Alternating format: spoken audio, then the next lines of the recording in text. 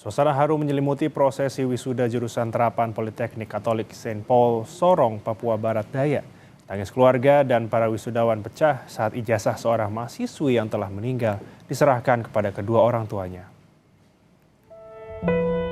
Ibunda Grisia Kristalia Kisya menahan haru saat menerima ijazah mendiang putrinya di prosesi wisuda jurusan terapan Politeknik Katolik Saint Paul Sorong, Papua Barat Daya.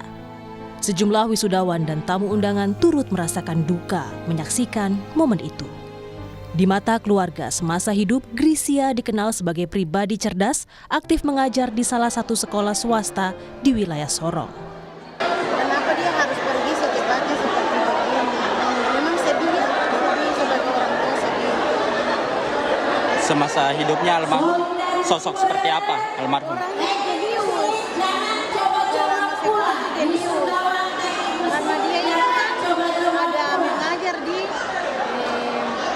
Pater Pautan yang ada baru-baru ini, apa school itu, Stein School.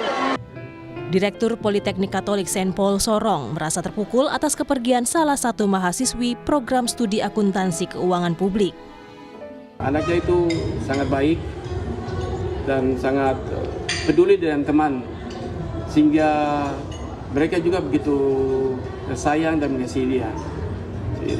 Sehingga dalam kondisi seperti ini, semua mahasiswa itu sangat berduka cita.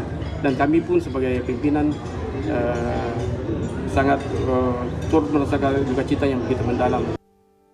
Almarhumah Grisia Kristalia Kisya merupakan lulusan program studi akuntansi dengan predikat sangat memuaskan dan indeks prestasi kumulatif 3,17.